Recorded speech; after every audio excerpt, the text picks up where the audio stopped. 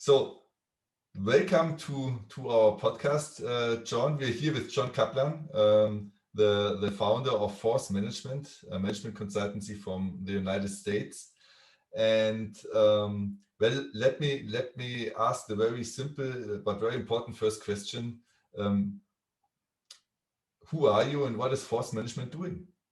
Yeah, so Sammy, thanks for having us on your podcast. It's always great to hear that Central European accent. I can't remember exactly where you told me you're from, but I think you're from Southern Germany. Is it Yes. Southern? Yeah.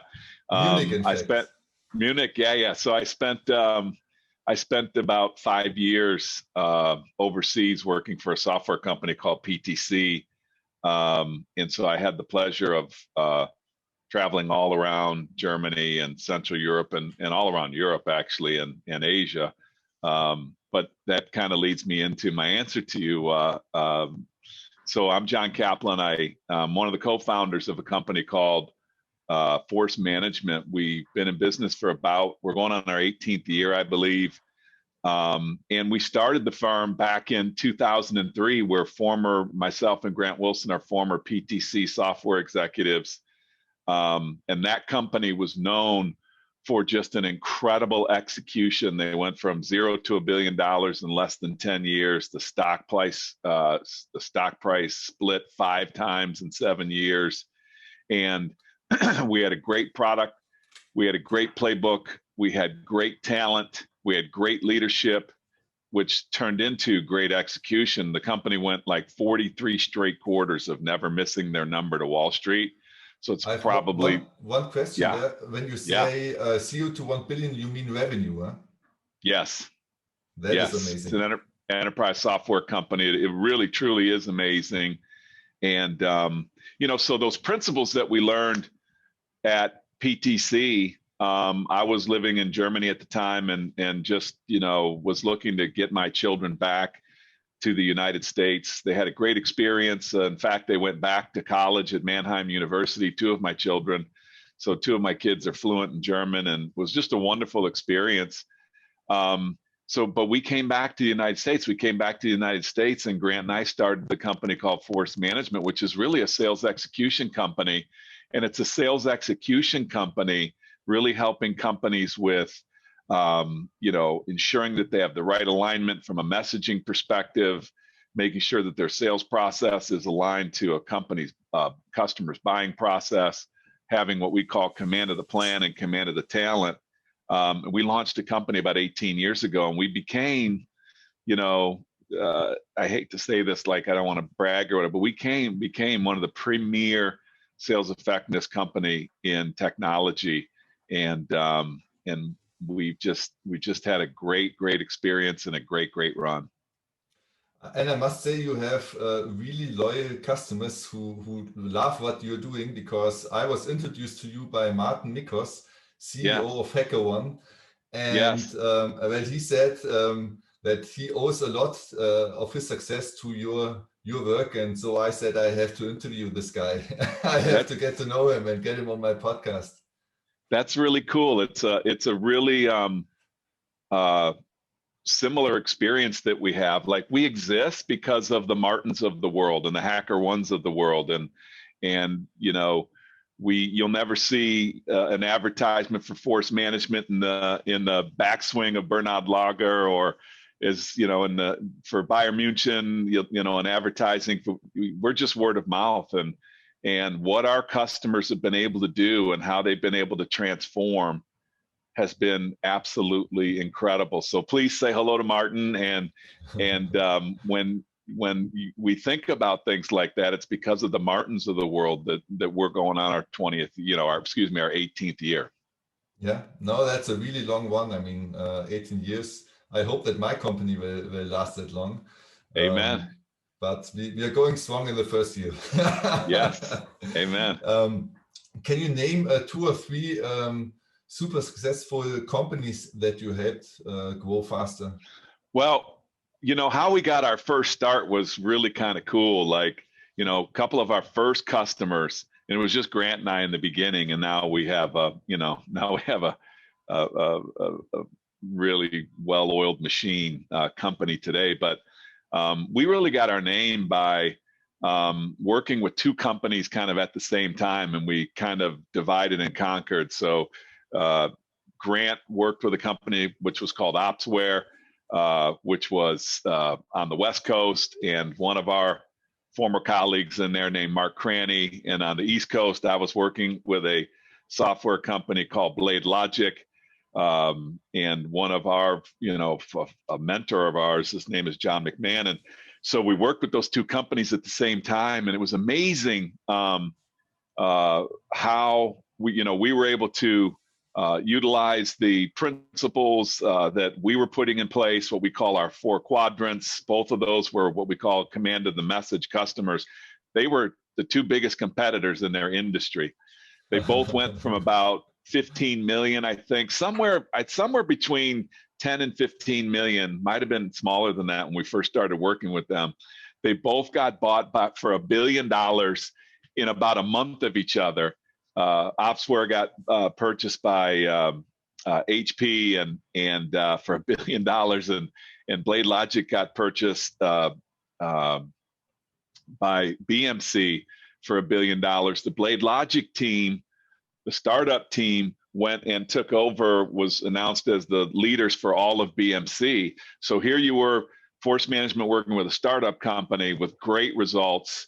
And then we went to BMC, and they brought us in at BMC, and that stock price at BMC went from about $23 to $56 in about somewhere between 24 and 36 months. So it was just an incredible transformation, and it really got the technology industry's attention. It's like, well, who is this company, Force Management? And then we were just able to do some incredible things there. One of the greatest leaders in technology right now, I have a tremendous amount of respect for him. His name is Dave Itcheria, and he is the CEO of MongoDB. Well, he was the CEO of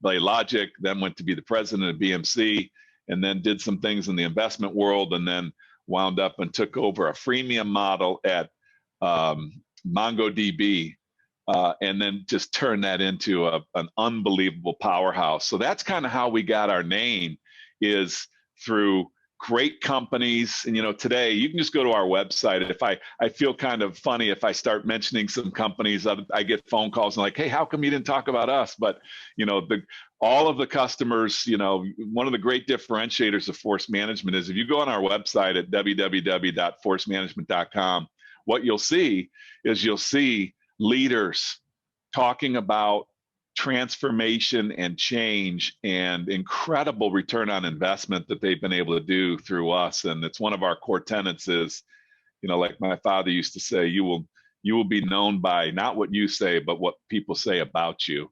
And so for your listeners, if they're interested in any of those stories, there's some great ones. They're all up there on our website. Cool.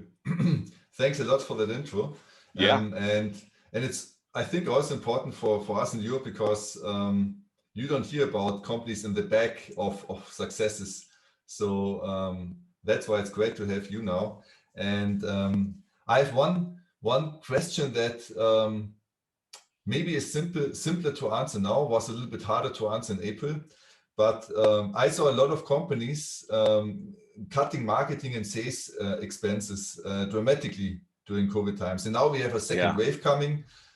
So what's your take on how to best respond as a B2B company? Yeah, this year is like, holy smokes, man. The interesting thing about this year is that the entire world was impacted at the same time. I'm not saying that we've all been impacted the same way. I know, some of your brethren in Europe, some of your European countries, and, places like New York and other places in Asia, there's just been, so it hasn't been the same but we all got impacted. I like to talk about it as like boats in the harbor. So all the boats in the harbor went down at the same time when the water level went down. But what I've noticed is not all the boats are coming back at the same time. And I've had some chance to think about this, and a couple of things, first and foremost, I think the number one reason is the companies that are doing well right now, I think they are the ones that got closest to their customers. When you talk about companies that kind of hunkered down and kind of shut down marketing and shut down sales and that kind of stuff, that's the exact opposite of getting close to your customers. I have a company that, you know, is really near and dear to my heart. I hesitate to tell stories about companies because we have so many great relationships, but this one really sticks out to me is for the question you asked. It's a company called Trip Actions, and they are in the travel industry. They have a SaaS platform for the travel industry, which gives analytics and insights. And can you imagine a company like that? A company like that in April, they are faced with one of the most incredibly challenging things, and in an industry where basically everybody shut down, and most of their competitors, if they didn't take out half of their organization, these are big name companies in the travel space, took out half of their employees. This company actually hired us, and I'll never forget it.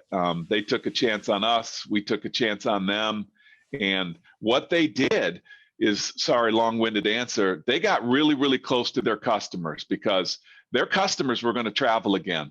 And their customers needed insights and access to information about, you know, the future of COVID. COVID's not going away. I love that we're in great space for vaccines and that kind of stuff, but there will be disease and there will be another COVID and there will be something. I'm not a doomsdayer, but I'm a realist. And so when we travel, we're going to want information about where are our employees, where are they traveling to, who's at risk. And that's exactly what this company does. And man, I got to tell you, they doubled down and they got close to their customers.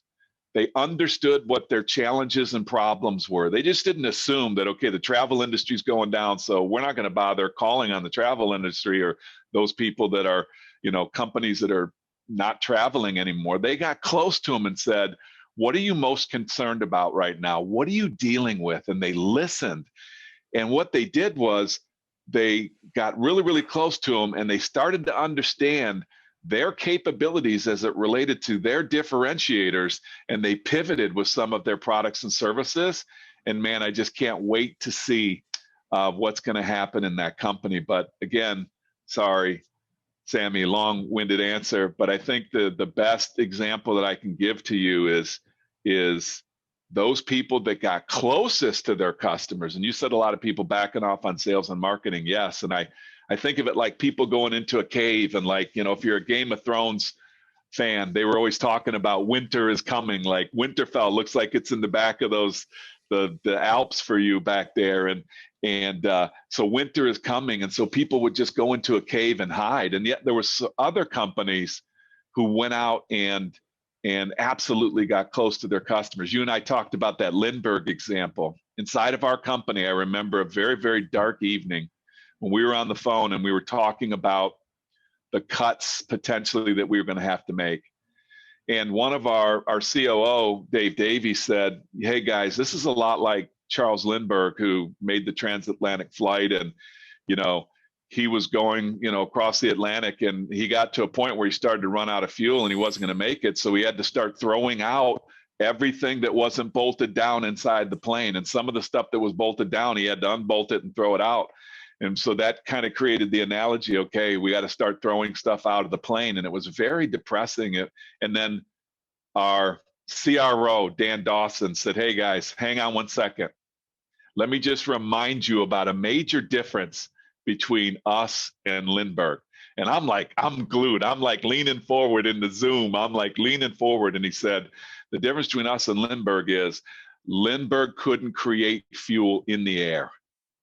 And I thought, holy smokes, like we have the ability to change around our airplanes. So I'll give you an example. We were 100% in-person instructor-led facilitation consulting company, 100%.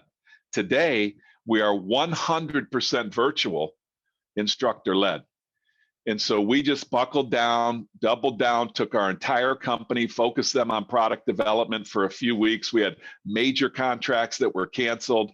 millions of dollars of contracts that were immediately canceled for training engagements and those kind of things. We got 99% of those engagements back.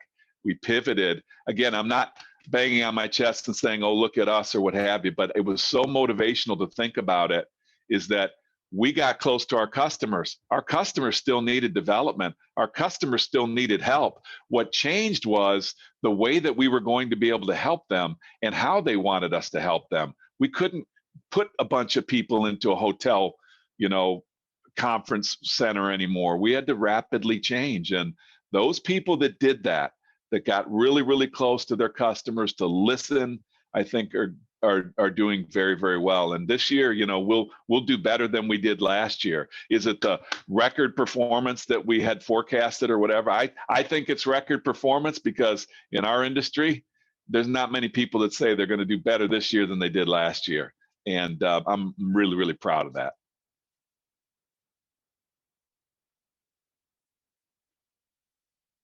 That's a really important point you made, being close to your customer, and also having some stamina and saying, I'm not cutting everything, but I have to invest something at least to be out there. And I saw it in some of our, we had the same issue as you had.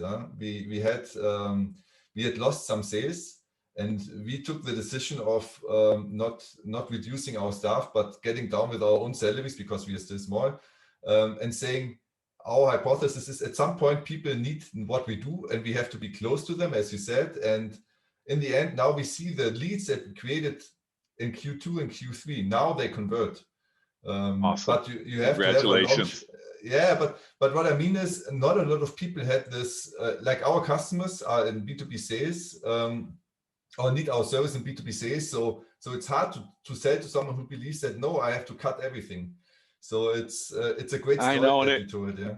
I know, and I will tell you, one of the things I got out of 2020 is I don't judge anymore. Like, I don't judge if somebody went into a cave and hunkered down just to protect their families or what have you. I don't judge anybody, because there was no playbook for how to react in 2020. I think there is one now for the future, but there was no playbook. And I don't judge anybody that hunkered down and tried to save their companies and, just waited it out or what have you. We didn't have a choice to do that. If we had done that, we would have gone out of business, and or we would have been a lot different company than we are today. So my hat's off to people, no matter what you've done or how you've done it. If you're still standing right now, that's awesome. And I do believe the end is in sight with this.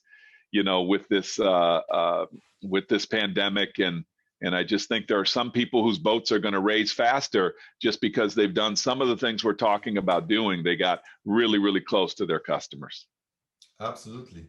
So let's switch gears a little bit, and let me ask a more general question.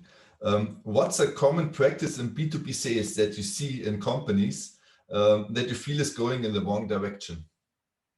Well, again, I'm not judging anybody right now, because I think everybody is so urgent that that activity sometimes becomes the newness of things. The shiny objects become really, really attractive.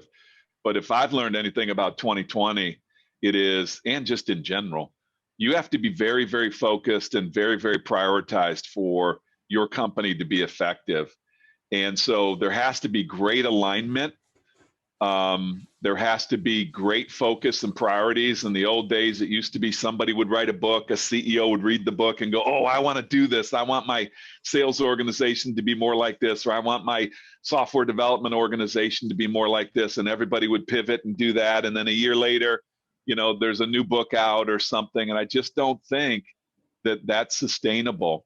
And so what I'm really, really seeing people do is to get really, really focused and maniacal about priorities and alignment that can drive all the way through the customer and buying experience, all the way into a 3-foot conversation with a customer.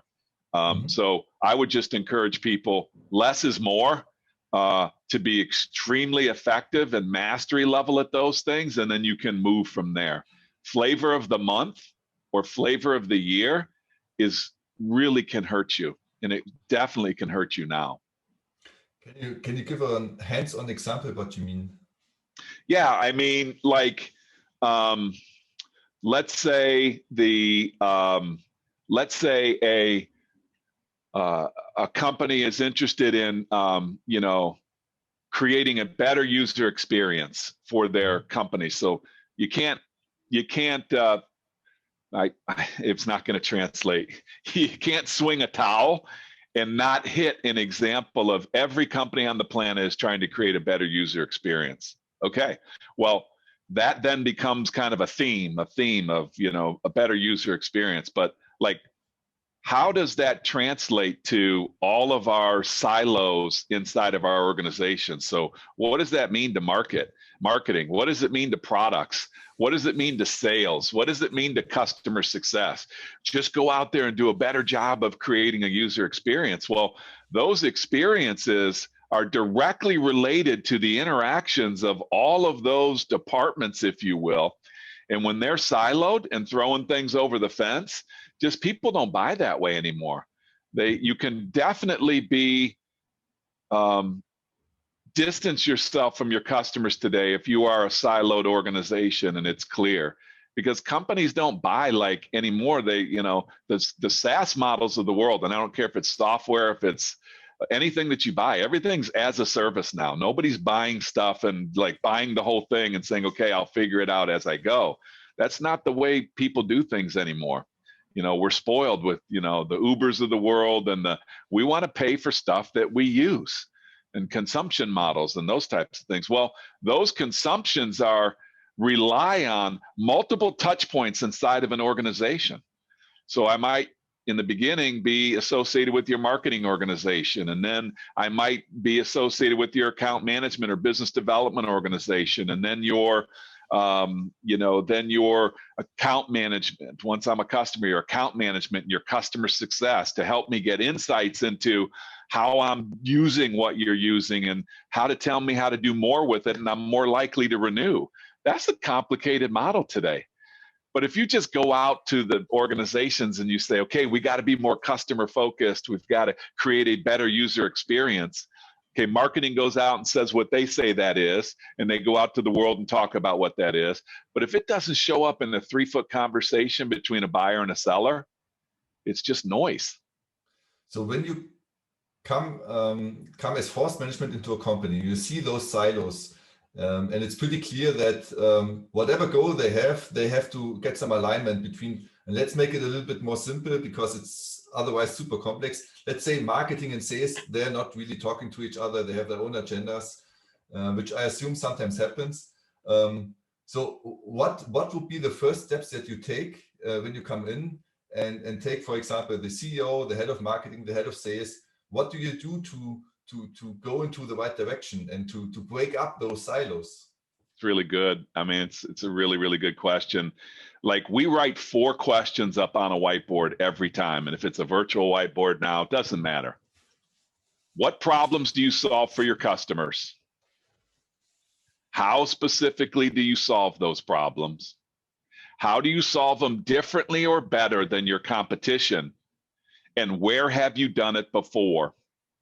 If I just take that simple exercise and I asked a company, an executive leadership team, which we do this a lot, write down your answers to those 4 essential questions privately.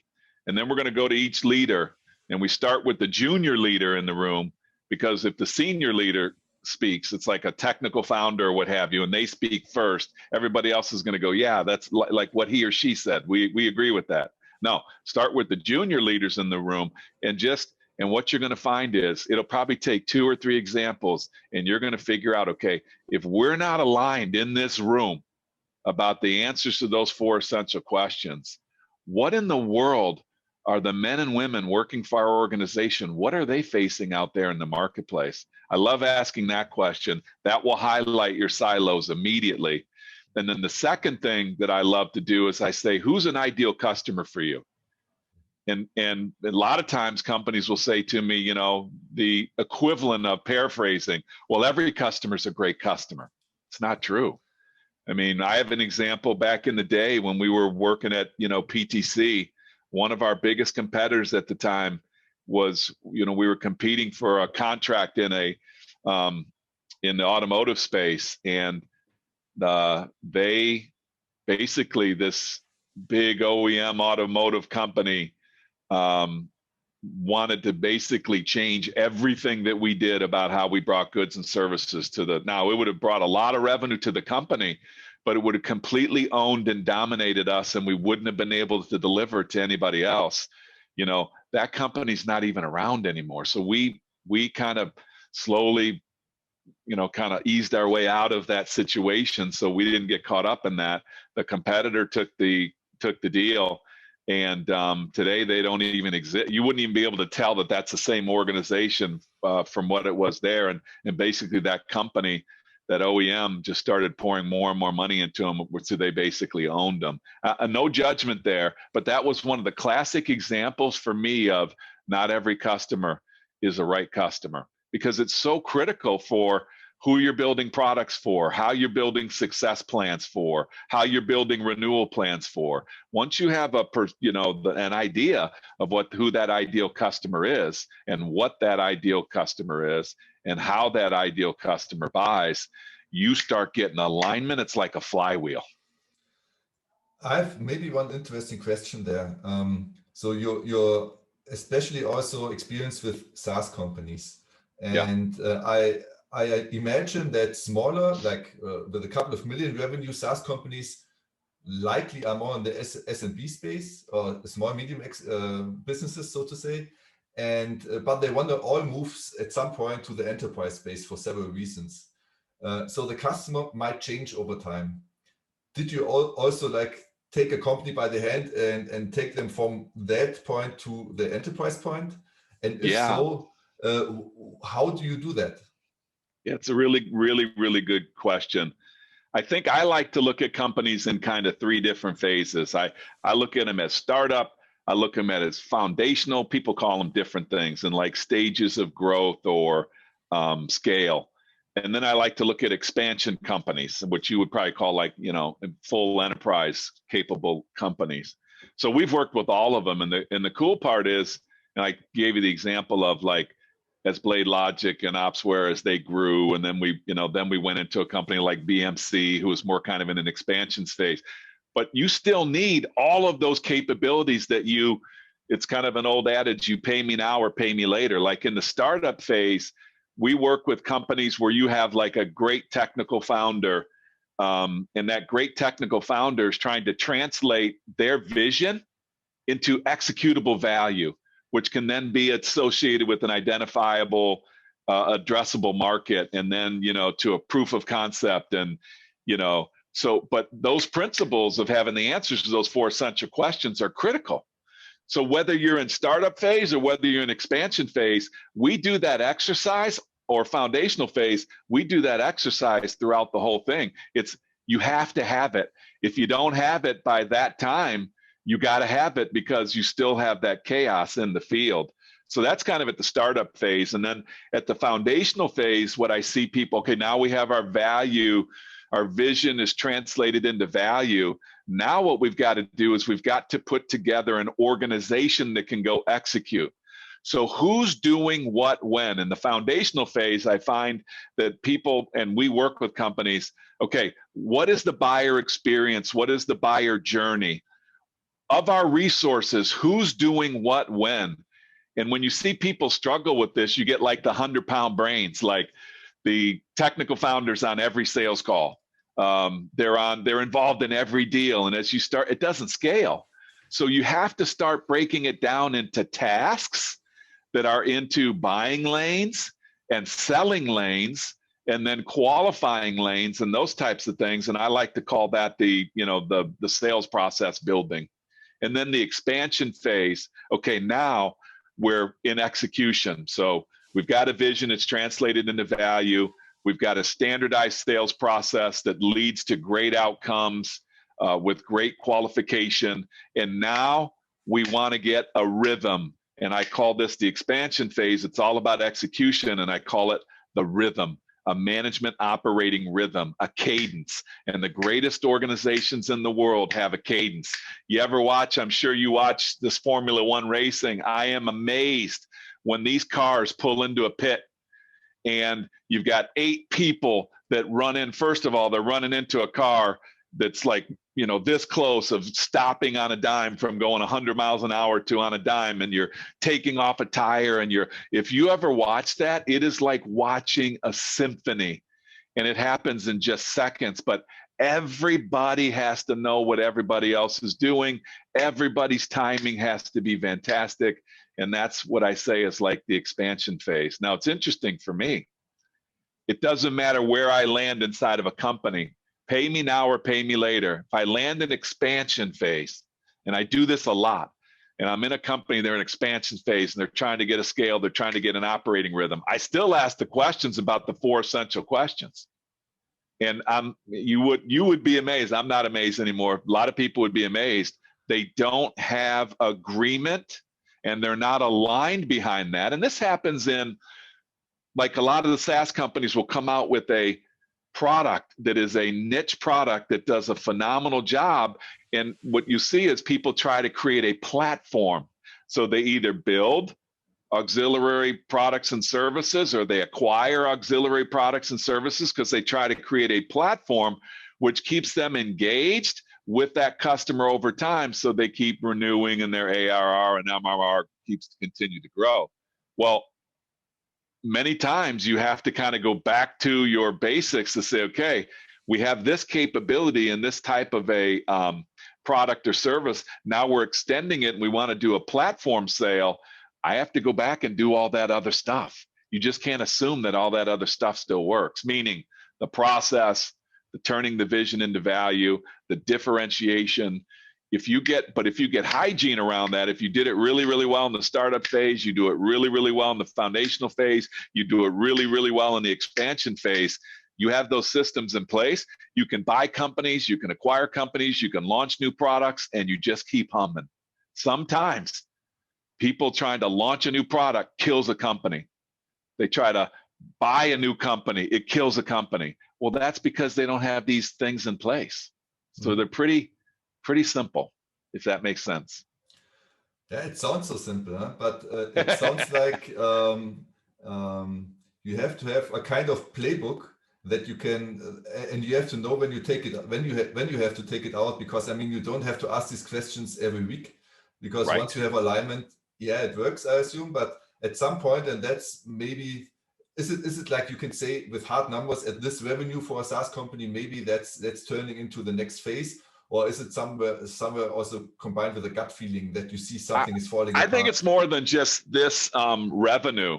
It's also, you know, that's certainly a great, you know, indicator, but it's also your buyers. So I've seen some companies that have not done a good job of anticipating, okay, is this a new buyer? Or is this, you know, and I look for companies to get real acceleration. If you have an example with a buyer, they understand your value, and your platform is extending the relationship with that persona, meaning, okay, I'm selling to the, you know, to the VP of infrastructure, or to the CIO, or what have you, and I'm selling these specific things. We have a relationship, we have credibility, we have execution. Now I am extending services to a persona that already knows us. I see those companies scale really, really fast. Some companies, they start thinking about, and they bump into it. They're like, yeah, well, this will actually do a great job in security. And people are like, yeah, it will absolutely do it. So now we're going over to security, completely away from, let's say, maybe infrastructure. I'm just making things up. And now we got a new buyer that doesn't know us, is aware of us, but doesn't know us. And now we have to, you know, cement that value proposition. So I'm really keen on that with companies as they start to think about extending their platform. The ones that do it with a commonality of extending a point of view with a current buying persona are the ones that I see that just crush it.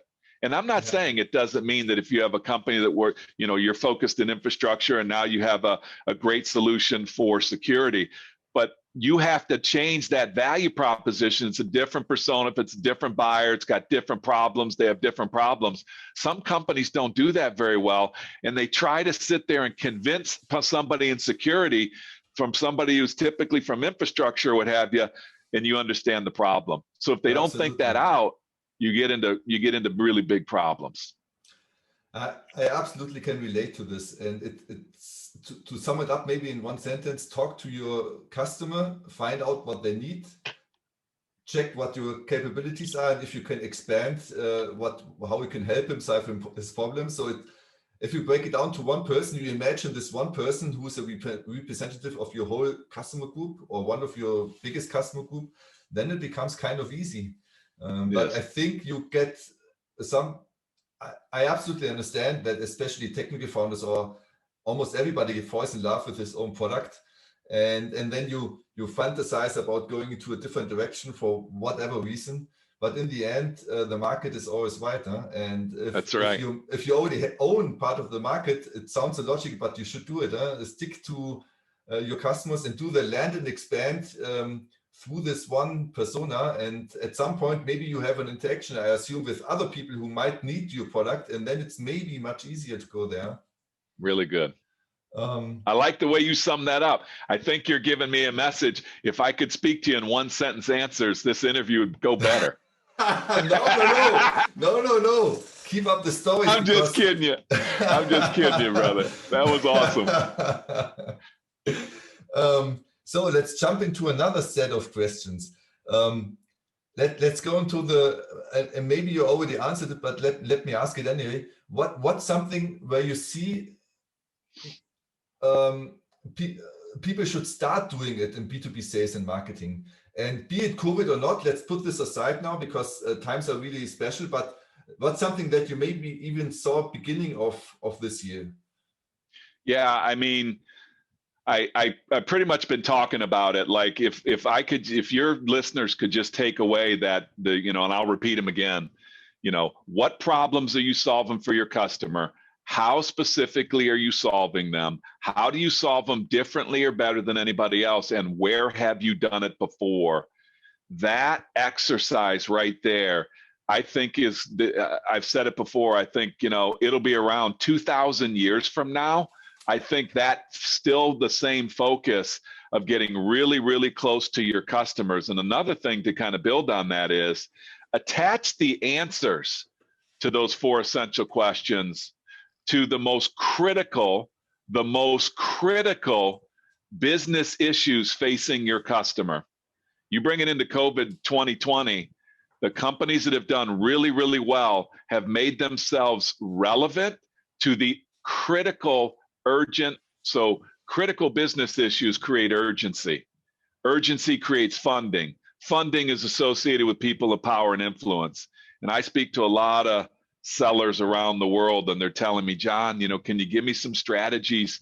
Can you give me some strategies on, how to get some of my deals unstuck? And I'll say, okay, yeah, let's try it. Give me, let's talk about one deal. And they're getting ready to talk to me about a deal. And I always ask sellers around the world the same question first. And I've been doing it for years, and I'll do it till the day I die. My first question for sellers is this: what's the biggest business issue facing your customer? And if it's a technology provider, they're always telling me, well, they can't do X or Y, and it's related to their products. And I say, no, that's a technical issue. I understand it's important, but what's the biggest business issue? And it's amazing to me, Sammy, how many sellers right now are emotionally disconnected to that point that I'm making right now. Because if you're emotionally disconnected to it, your customer is probably emotionally disconnected to it. So what I love doing is working with sellers right now and helping them get emotionally connected to what they do matters. So we're talking about things, let's just take like a bank example and a customer portal or what have you. And I'll be like, what's the biggest business issue facing the customer? And they'll go, well, their customer portal has this type of technology set and it creates this problem in the stack. And I'm like, okay, I understand that's the technical issue, but what's the biggest business issue? And they'll be like, then they'll give me another technical answer. I'll be, hang on, like, I'm a customer of that bank. Let me tell you what's a problem for me. What's a problem for me is when I log in and I have to go to different logins or different sources of information because they don't know me in the same way as a private person with funds in their bank and a small business owner. And that drives me nuts. And they don't have the ability. As a matter of fact, they have two different organizations, somebody that deals with small business and somebody deals with the consumer. Well, that's not the world we live in today. So if I guarantee if I was talking to the CEO of that bank, he was over at my house for Thanksgiving, social distance, of course. But if I said to him, I'll say, hey, you know why I deal with two different banks? One for my private and one for my business, and how many millions of customers do they have doing that? And so anyways, that's just an example. But like, I get emotionally connected to what you do matters. And if you don't believe that, why should anybody else? So it comes from the answers to the 4 essential questions. Then put on top of that, what's the biggest business issue facing that customer? What I find, Sammy, right now, the sellers and the companies that are killing it are really on point on those two things. That's awesome. You know, asking questions is the most powerful thing I learned in sales. And I'm just a young salesperson, so to say. I just started doing it like 2 years ago. And it reminds me of two things, what you told me. The one thing is, and maybe you're laughing now, but it's a TV series called Lucifer, and it's about Lucifer coming to Earth, and he has one superpower. He can ask you a question about your deepest desire, and people have to answer honestly. And this is how he makes friends with everybody, because he finds out what they love, he gives them what they love, and he's the best friends of almost all LA. And that's the most powerful. If you would have one power as a seller, I mean, that would be one of the best powers you could have. Answer questions, ask questions, and get an honest response. But I think almost everybody could get close to it by just being honestly a caring person, you know, as you said, and not just seeing the numbers, but seeing the person in front of me, and really wanting to find out what's the biggest issue at heart, you know. So that was great what you said. It's so good. It's so good, Sammy. Like, one of the things that I had to learn being an American and going into different cultures, simple things like, and you'll appreciate this in Germany because this is where I landed first. And you know, some cultures like ours is a very free with our words culture in the United States and America. So if I came to you and I'd say, hey, how are you doing? And you don't know how to answer that question because am I asking to really understand how you're doing, or am I just asking as a surface level? And Americans use all these cliches, and like I really had trouble when I first landed there, and I'm like, hey, how you doing? And people didn't trust that I really wanted to know. And so when I didn't really get great answers back, I think I said to one of the people that worked for me, I said, why don't people seem to engage like in a personal way? And they said, John, it's kind of like a trust thing. And it's just an experience, is that their experience is, it's not that Americans are bad. It's just that they use those words in different ways than we use them. And actually in German, you have different ways of asking that. How you doing versus, hello versus how are you doing? And when I started to learn the language, it really started to translate. And then I took it one step further, and I saw some data that said, and they've been doing this data for 50 years, Sammy. The things that buyers, they ask the question, what are the things that you struggle with most with sellers? And it's been the same answers, Sammy, for the last 50 years. I'm curious. They've come back the exact same. Number one is, you don't understand my business. Number one, you don't understand my business. You don't understand me. Number two, you don't listen. And I think the people that interact, just like the example you gave with that TV show, the people that interact with great discovery questions that at the same time demonstrate competence, empathy, and understanding and relevance by the question, and have the power to listen to the answer, and then somehow when they're talking about the solution, play back. The reason why I'm telling you this, Mr. and Mrs. Customer, is because you said, and that data is as strong as ever. It's one of the reasons why we do what we do. And when we call command of the message, we bring those principles in. We call it the seller deficit disorder, because most people do not trust sellers. I'm a seller. I've been a seller my whole entire professional life. I don't trust sellers when I go in to buy a car or whatever. I just assume that they don't understand me. They're not going to take the time to understand me, and they're not going to listen to me. But boy, I got to tell you, on the flip side of that, Sammy, when I am engaged with a seller, I'm like the easiest person on the planet to sell to if you're a good seller. It's true. If you're not a good seller, holy smokes, I'm brutal. I can absolutely relate to that. I mean, I'm on the other side now of sales calls, and just this week I had two people calling me or having a Zoom call with me. So I was really interested in what they are offering. But what did they do? They didn't ask one question. They started with a product demo that lasted 10 minutes. Yeah. And I'm a friendly person, so I didn't want to cut them off. And I said, okay, this is after those 10 minutes, I gave them the tip of the next time they have a call with someone to ask this question. What would you like to get out of this call? What is your issue? Really good. Because then I could have told them, I'm interested in this specific part of what you're doing.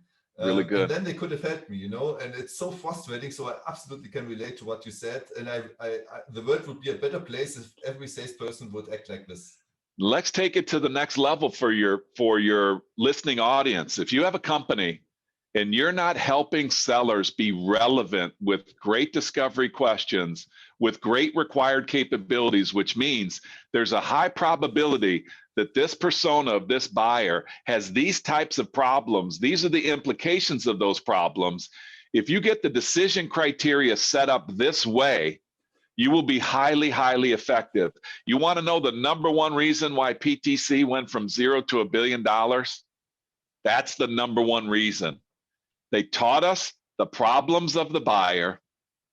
They helped us set decision criteria. We can't set it. Only the customer can set it. But they helped us ask great discovery questions to influence the decision criteria to make it the customer's decision that this is how we're going to buy because this is what's most important to me. It was highly influenced by PTC differentiators. There was a differentiator we had called associativity. This seems so simple, Sammy. I know you're an engineer, so you'll get this. I mean, I was an engineer and I got it. It was so simple. It said a design made anywhere, a design change made anywhere in the process was reflected everywhere.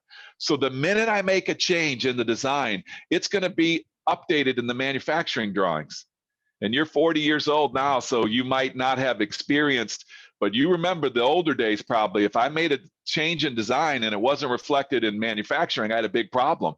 So when I first got to the company and I came from Xerox and I'm like, okay, and they explained that to me and I was like, that's it? And they're like, yeah, that's it. And I'm like, wait a second, that sounds like Microsoft, like a change made in Microsoft Word is going to show up in Excel or whatever. And they're like, exactly.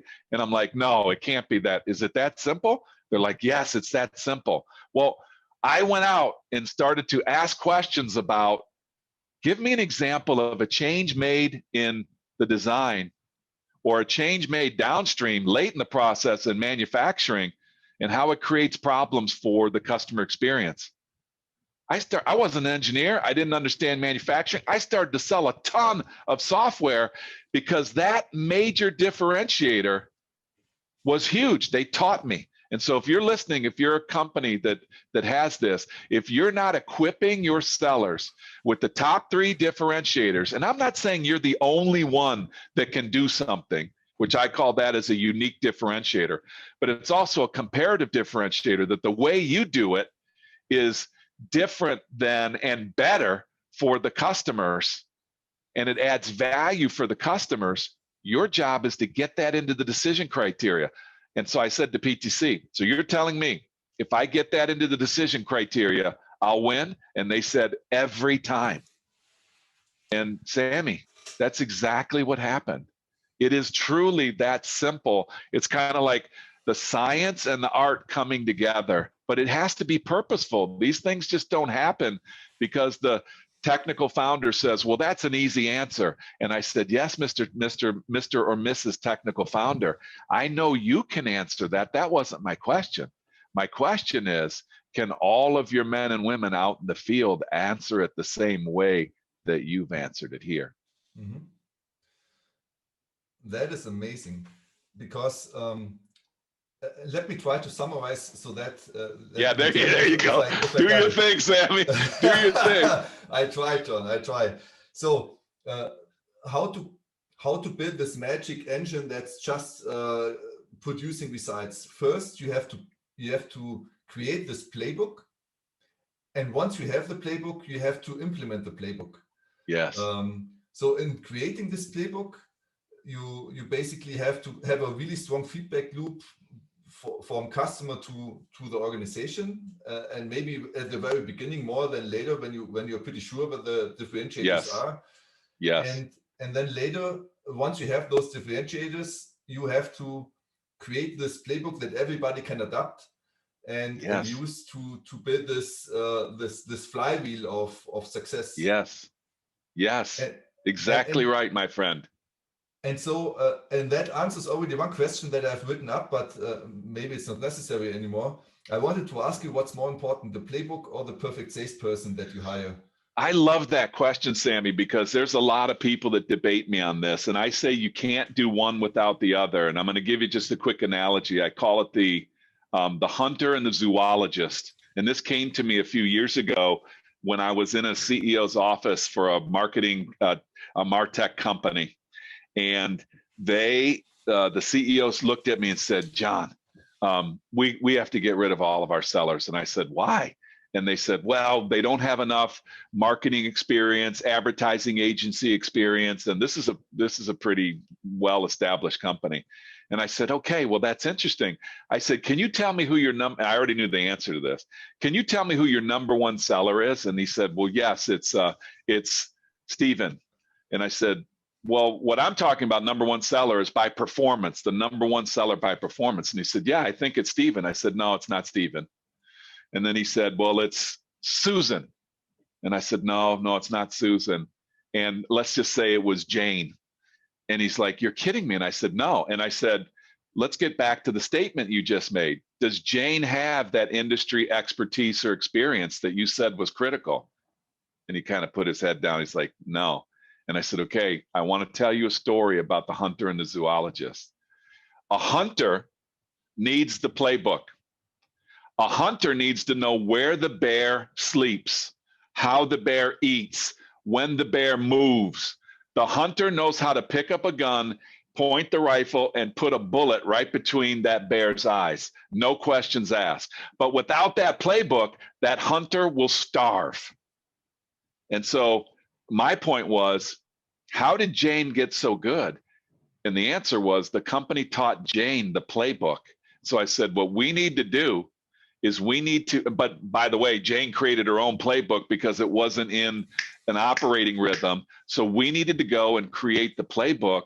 And so he was going to go hire a bunch of zoologists, smartest people on the planet in marketing and advertising and that kind of stuff. Those people can't save their own lives by picking up a gun and shooting. It's no judgment. It's just that's not what their natural resting state is.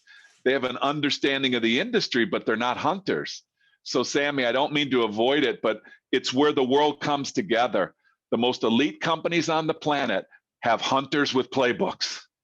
A hunter without a playbook will starve. A company with a playbook without hunters will also starve. Nobody's shooting anything.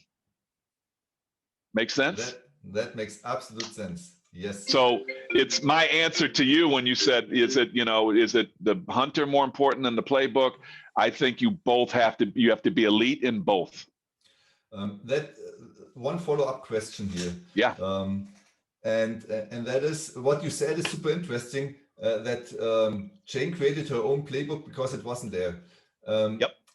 Is it, and I see some companies being super successful, like maybe you know them, like the Gongs of this world, Gong.io, that is basically transcribing sales conversations using AI to find out what the top sellers differentiates from the bottom sellers. So what I want to say in this is basically It's also about maybe finding out what those best people are doing, what is the magic sauce, and sharing this magic sauce with the rest of your sellers.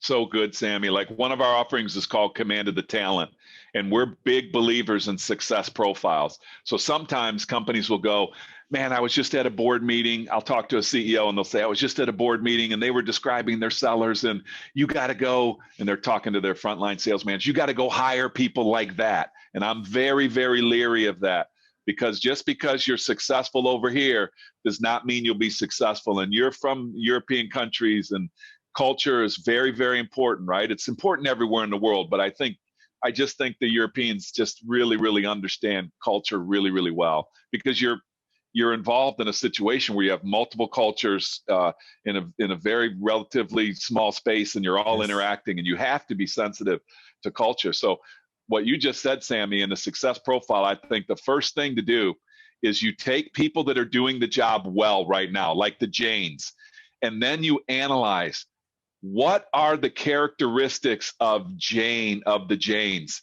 But then you can't just say, well, she does really good executive level calling. You can't measure that. Like, yeah, you can measure it, say, okay, we get these number of meetings and that kind of stuff. But I also want to take it down to the task level that says, what does that look like in action? And then you can build that success profile that says, here's the characteristic, here are the top 3 behaviors in that characteristic, and now I can get that success profile. Something PTC did really, really well. They had a success profile and they stuck to it. And man, I'm telling you what, you talk about a scaling of a company.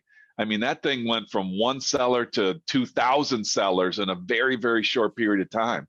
That's a disaster if you're making a bunch of mistakes. And so I really, really love what you just said. And now there's companies that do it with conversations and AI and that kind of stuff. I just think that you bring all that together. And again, I'm kind of a simpleton. Keep it simple for me. Give me like the top 4 characteristics and then the top 3 behaviors that I can measure. I can go source. I can go recruit. I can onboard. I can train and develop. I can give feedback. I can performance manage. I can succession plan. It's the gift that keeps on giving to you. And it's also, Sammy, one of the biggest mistakes people make. They don't do it, and that should be part of their playbook. They don't do it, and they start bringing on hires because somebody said, ooh, look at that company, go get those people. And you bring somebody in, and it's not a cultural fit, and it's a disaster. It can cost companies, like the biggest challenge to company in burning cash flow is bad hires. It always has been, it always will.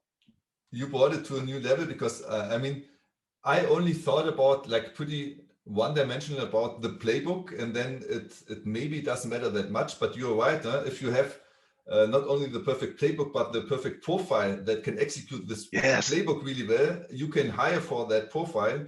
And that is great when you have a company that wants to scale or is scaling, that you also focus on these traits of those people. And that is, and once you have it, everything becomes, I assume it becomes much easier, because you know how you can interview, where to find those people, and they kind of are of the same breed, and they probably work together well. We do it at Force Management. Not only do we teach it, but we do it at Force Management. We're hiring at Force Management. I've had 2 interviews over the last month. One person, and we actually test for it. So we turn our profiles into an assessment. And so in the assessment, I get the assessment back, and I had somebody what I call an outlier. Now, this person's performance is spectacular, and I loved everything about their performance, but I have to be honest with myself. When I looked at the profile, there was something in there that was an outlier, and it turned to be significant for me. So I asked questions. We still hired the individual, but I'm completely aware of that outlier characteristic, and now the entire company is aware of it, including the individual. So there's going to be some things that they're going to have to do. They're so overwhelming in the other areas there's an outlier. And then I'm talking to somebody yesterday, and I'm doing an interview yesterday, and I looked at the assessment, and everything's lining up. It's not the only thing that I use, but I am looking for outliers, because outliers can kill you. And we get amnesia. We're like, oh, we got an open head count. I got pressure. I want to put somebody in there, and I'm going to take the chance. And then it always comes back and hits you. Always. Yeah. I absolutely understand what you're saying. I had that experience too, and it's rather be hard in the hiring process than doing this tough decisions later on when you hired someone. It's one of the beautiful things I loved about your culture. One of the beautiful things I loved about your culture is it wasn't emotional; it was business.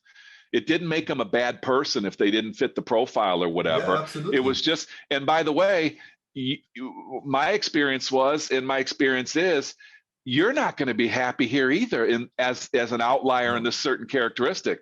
It's not going to be your natural resting state. And it wasn't this big, how do I, this person isn't right for us. How do we communicate? And I really appreciated that about your culture when I was there, because it was not personal, it was business. And I've always taken that away as something really powerful. And I mean, it's also the way you communicate that. You can say the same message in different ways, and if you explain it in this way as you did, I mean, it's not that you're not a fit for us; we are not a fit for you. So exactly. And that's a totally different message. Exactly. So we have to wrap it up, John. Now it is super insightful. I can talk for hours with you. Yes. I have 5 final rapid fire questions for you. Okay. With a ask for a short answer. I'll do my best. I'll do my best. Very good. So what do you do to keep body and mind fit and sharp? Okay, so you sent me these before, so I'm a little bit prepared. So I work out every day. I'm doing something every day. I'm moving my body every day. So I do a lot of weight training. I do a lot of cardio. I love to intersperse like biking. I've become a biker now, which has been really, really fun. And for my mind piece, which has really been important for me in COVID times, is I learned a few years ago how to do this thing called the power of breath. And it is a breathing exercise, which is associated with meditation. People that have known me for years, they're laughing at me a little bit because I'm kind of a high-strung person, but that has been incredible for me. I do it every day, and I do a breathing exercise every day for about 20 minutes, which also incorporates meditation, and the mind and the body connection is really, really solid for me. Is it something that you could share that I could put in the show notes? Like, oh, absolutely, dude. It's called the Kriya. It's called the Kriya from an organization, a worldwide organization called The Art of Living. Okay. The Art of Living, and I love it because I can go anywhere in the world. I do my own Kriya, but there's a long Kriya, it's called. And I could go to Germany and go to Frankfurt, and once we can end the social distance, I can go anywhere around the world and go to an Art of Living center and do the Kriya with others. It's fantastic. Okay. Yeah, you can put that in the show notes. It's called The Art of Living, or I can give you information if you can't find it. Yes, I will do. Thanks a lot. Yep. You're welcome. What's your favorite business book you recently read? Well, I read a ton, and so I was trying to think of this. It's a tough one for me because I've read a lot of business books, but I tend to migrate towards leadership books, and so other kind of self-help books like The Power of Habit. I really enjoyed. I love Extreme Ownership by Jocko Willink. I love that one too. Yeah, really good for me. It was so good. It was like, it's extreme ownership. It wasn't extreme leadership. It was extreme ownership. And it really meant a lot to me as a leader. So those are two of the Power of Habit. Switch is another good one. Those are all really, really good business books for me. Awesome. What's right now your favorite business leader you're following? Yeah, it's tough for me because I really, really thought Steve Jobs, from a business perspective, is amazing. And Steve Jobs has been gone now for a while. I'm still learning from Steve Jobs. I think he was way before his time on defining the customer and user experience.